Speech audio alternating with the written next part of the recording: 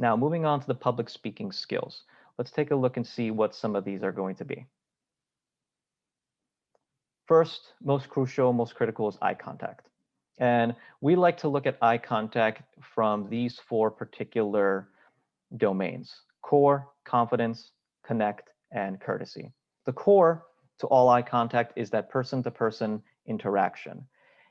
Everybody understands that when you make eye contact with somebody and you are able to look them in the eye and have a genuine conversation with them, there is a greater sense of trust built up, which of course leads into the ability to have more confidence. Trust in one's self and one's worth makes you more trustworthy to an individual with whom you are speaking.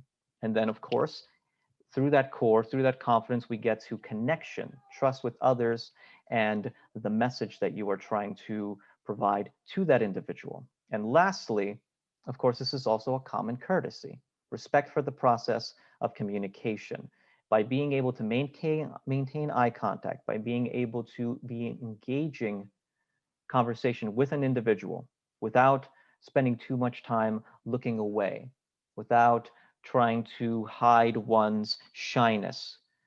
These four core tenets will allow someone to be able to create a very good first impression just from the get-go, from the eye contact alone. But of course, there are more skills that we focus on. The next one, of course, is going to be pacing. Pacing is oftentimes one of the biggest things we have to worry about in public speaking, especially for first-time students. Oftentimes I'll see an issue, and this is why I start with this one: breathing.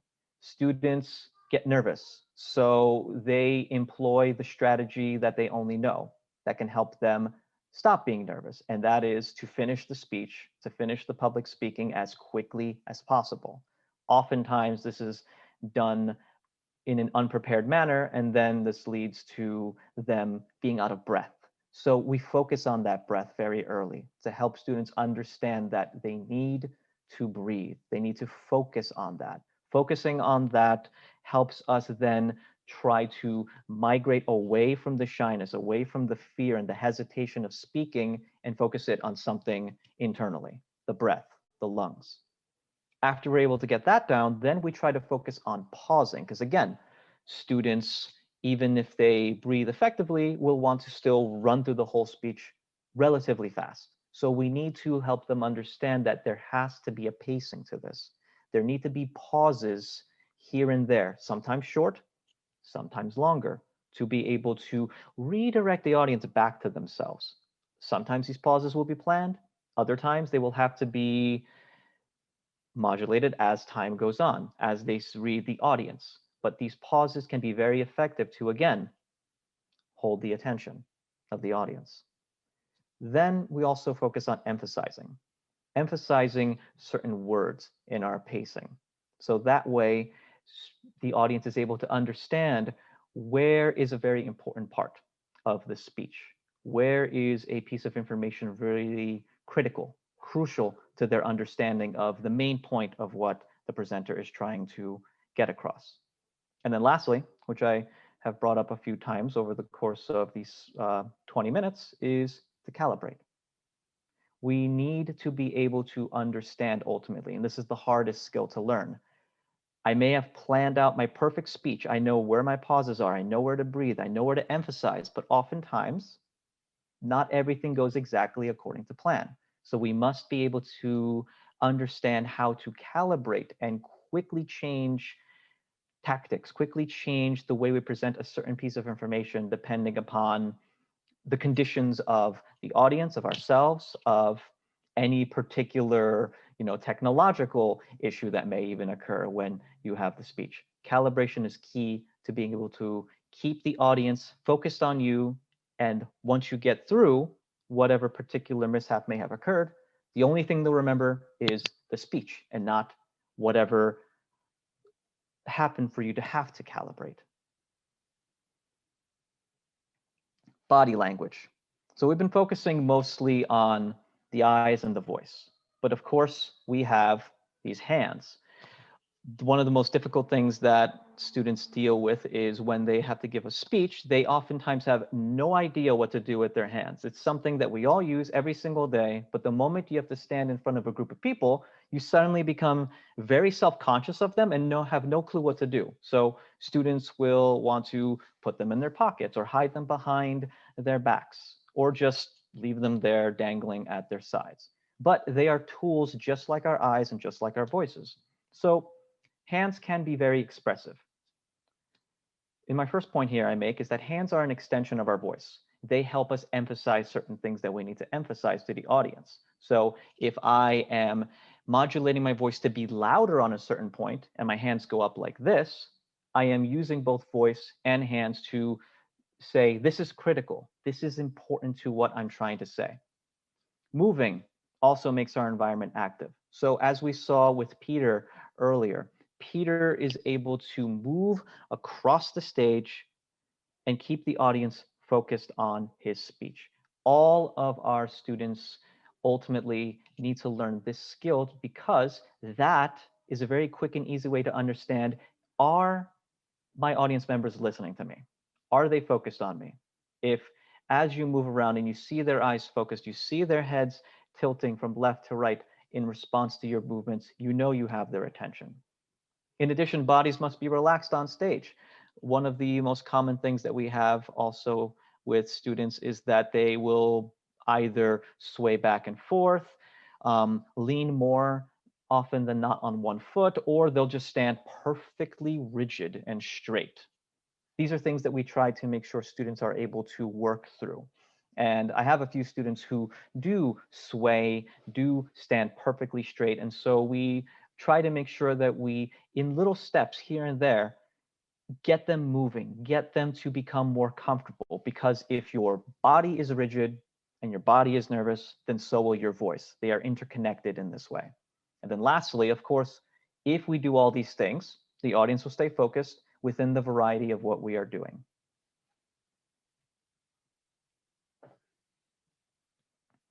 Helpful critique.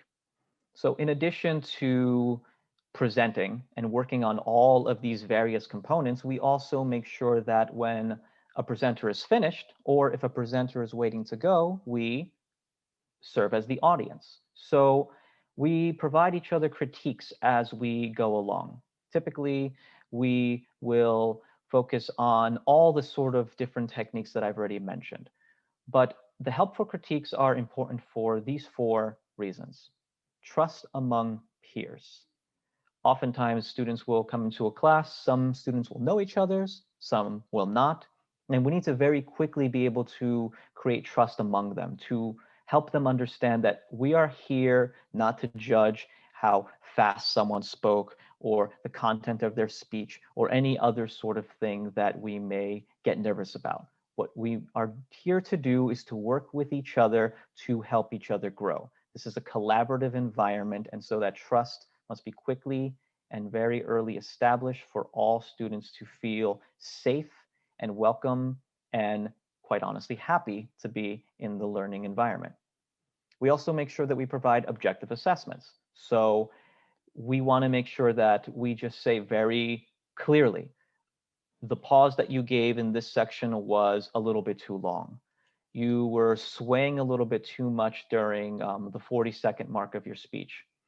In this particular part of the speech, you spend too much time looking straight ahead at the camera and ignored the other people in the audience on the left and the right-hand side. And none of these critiques are for the purpose of saying you didn't do a good job. All they are for is for the purpose of saying, let's try to work on these things. These are particular aspects of the speech you haven't quite yet refined yet. So in our next attempt, or in our next speech that we write, let's try to focus on this one a little bit more, so that way we can iron out the wrinkle of that particular area. We also use these helpful critiques to be able to model performance, because of course, our students need to learn from each other. So by being able to look at all the little nuances, all the details of what our peers are doing, we'll be able to see what works well for me, what doesn't work well for me, etc. So Sometimes students are able to see their own particular quirks in another person. They might have heard in a previous week, I know that I sway a lot. And then let's say another individual in that class does a very similar thing. And so being able to recognize something that they do and be able to see it in someone else, suddenly it becomes very clear. Because when you are speaking, oftentimes it's hard to be objective about yourself because you're so focused on what you're doing. But seeing it in somebody else and recognizing that you have a very similar quirk or tendency suddenly becomes a lot clearer. And you think to yourself, okay, now I understand. And now I have an idea of how I need to change up my performance, which ultimately leads us into refining technique.